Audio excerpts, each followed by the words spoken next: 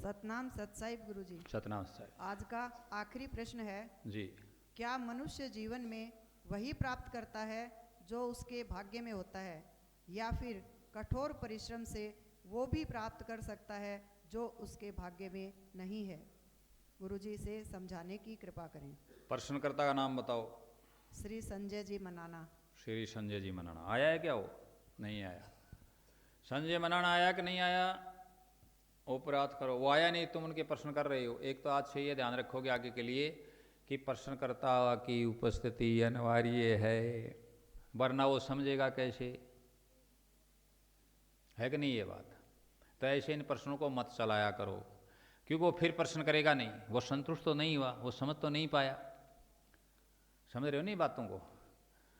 हाँ, तो आपके पास भेजा तो उसको ये कहो कि आप उपस्थित हो तो ही भेजो, ठीक है ना? दोबारा से आगे से ध्यान करो कि आपकी उपस्थिति अनिवार्य है।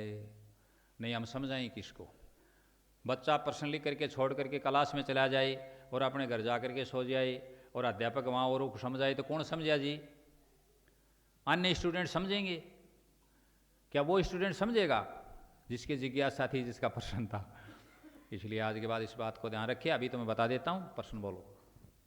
क्या सतनाम सतसाहिब। सतनाम साहिब। क्या मनुष्य जीवन में वही प्राप्त करता है जो उसके भाग्य में होता है, या फिर कठोर परिश्रम से वो भी प्राप्त कर सकता है जो उसके भाग्य में नहीं है? जी, क्या मनुष्य मतलब वही प्राप्त करता है जो उसके भाग्य में होता है, या कठोर परिश्रम से वह भी प्राप्त कर सकता है जो उसके भाग्य में नहीं होता? देखो दोनों बातें हैं। भाग्य क्या चीज़ है इसको बहुत बार समझा है, फिर समझ लें। भाग्य वो चीज़ होती है जो हमारे कर्म से बना है। भाग्य किससे बनता है? कर्म से। और यहाँ कर्म का अधिकार है। अभी पीछे बताया था कर्म प्रधान विश्व रचना का, कर्म का अधिकार है। तो भाग्य किससे बना? कर्म से। यदि हमें कठोर परिश्रम करेंगे, कर्म ही अच्छा करेंगे तो भाग्य बदला जा सकता है। पीछे का भाग्य जो हम लेकर के आए थे वो तो ज्यों की त्यों रह जाएगा, और उस भाग्य में भी हम लेकर के आ गए, फिर भी हम कर्म नहीं करेंगे, उसका उपभोग ठीक से नहीं कर पाएंगे, सदुपयोग, तो वो भाग्य भी नष्ट हो जाएगा। इसलिए यहाँ सोने की जरूरत नहीं है। को कर तरक बढ़ाओ शाखा जय होते ही राम रचि राखा, ये बात यहाँ लागू नहीं होती। यहाँ वही होगा जो हम कर्म करेंगे। इसलिए कर्म के द्वारा भाग्य को बदला जा सकता है। क्लियर साफ बता दिया है मैंने। कर्म के द्वारा भाग्य को बदला जा सकता है। कर्म हमारा सहयोगी होगा तब ना, भाग्य हमारा सहयोगी तब होगा जब हम क्या करेंगे? उसके अनुसार कर्म करेंगे। एक व्यक्ति के भाग्य में मान लीजिए कि 1,00,000 रुपये लिखे, ठीक है, निश्चित मान लिया हमने कि इसको कितने मिलेंगे? 1,00,000। अब वह व्यक्ति कोई कर्म नहीं करता, शरीर खराब होगा, वो 1,00,000 रुपये किस में लग गए? बीमारी में लग गई। और वो व्यक्ति कर्म करने ले जाए, 1,00,000 से अपना धंधा शुरू करे, कोई भी काम करे अच्छा, तो उसको बढ़ा बढ़ा करे करोड़ों अरबों कर सकता है। कर सकता है कि नहीं कर सकता? कर सकता है ना, बदल सकता है ना।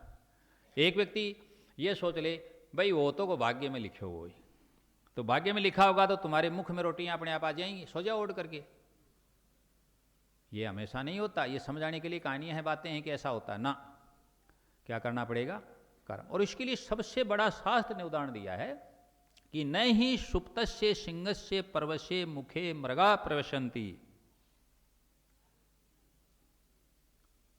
शेर जंगल में सो जाए, है तो जंगल का राजा, और शिकार ना करे तो उसके मुख में हिरण आकर के अपने आप ये नहीं कहते कि ले मेरे को खा ले, मुख में नहीं आते।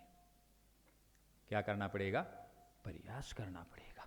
इसलिए कर्म से, कठोर परिश्रम से, लगातार मेहनत से भाग्य को बदला जा सकता है, और भाग्य से अधिक भी प्राप्त किया जा सकता है। सतना सत्संग।